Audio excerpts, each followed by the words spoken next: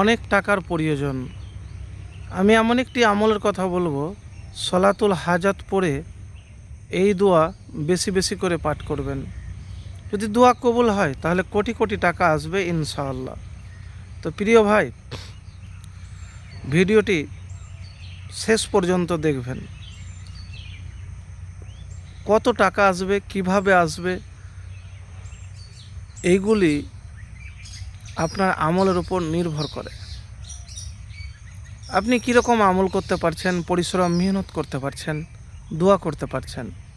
তো যখনই আপনার অনেক টাকার প্রয়োজন পড়বে, তখন সর্বপ্রথম যে কাজটি করবেন, ধরেন কোনো রাস্তা খোলা নাই, সব রাস্তাই বন্ধ, তো ওই অবস্থাতে উজু করবেন ভালোভাবে। উজু করার পরে আপনি 2 রাকাত নফল নামাজ পড়বেন। নামাজ যখন পড়া হয়ে যাবে, তখন হাত উঠিয়ে আপনি দোয়া করবেন। হাত উঠিয়ে দোয়া করবেন। দোয়া করে মনে মনে ভাবলেন যে আমি তো দোয়া করলাম, কিন্তু কোনো তো কাজই হলো না। তো এটা না ভেবে পরিশ্রম করুন।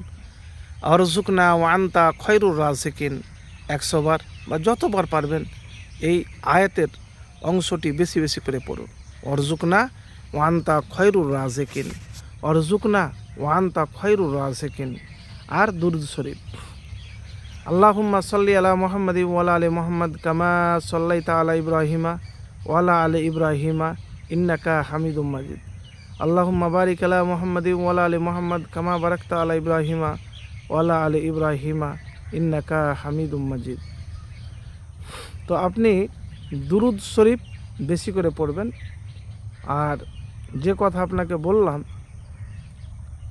এইভাবে একবার আমল করে দেখবেন। মানে উজু করলেন, উজু করার পরে ভালো করে উজু করবেন, নামাজের মতন যেরকম উজু, একবারে উত্তমভাবে উজু করার পরে সলাতুল হাজাত, হাজতের নিয়তে আপনি 2 রাকাত নফল নামাজ পড়বেন।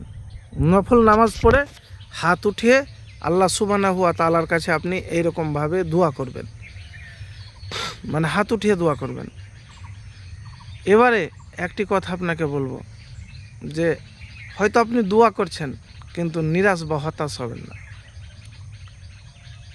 নিরাশ বা হতাশ হবেন না। অনেকে কী করে, হতাশ হয়ে যায়। আপনার যে প্রয়োজন আছে, যদি দোয়া কবুল হয় তাহলে ইনশাআল্লাহ ফলাফল পাবেন। দোয়া যদি কবুল হয় তাহলে ইনশাআল্লাহ ফলাফল পাবেন। তো চেষ্টা তো করে দেখুন, মানুষের কাছে না চেয়ে আল্লাহর কাছে চান। আল্লাহ আপনাকে নিরাশ করবে না যদি মুত্তাকি, পরহেজগার, আল্লাহওয়ালা হন, আল্লাহর উপর ভরসাকারী, বিশ্বাসকারী হন।